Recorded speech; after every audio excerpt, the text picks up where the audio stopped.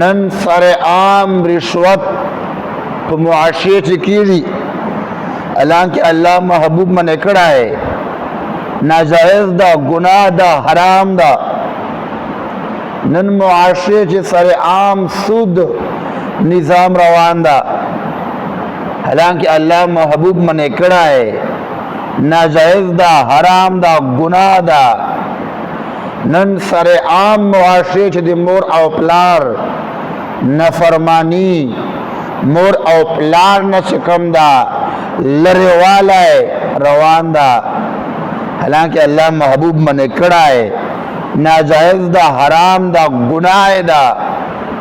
قرآن کریم چھ اللہ فرمائے چھ مور او پلار پا مخشب افت کائے نکیا، دا افت کی سرا مور تا پلار تا تکلیف رسیجی، خالی اف وارا ہے، مور پا مخشب او پلار پا مخشب حرام دا، ناجائز دا، گناہ دا.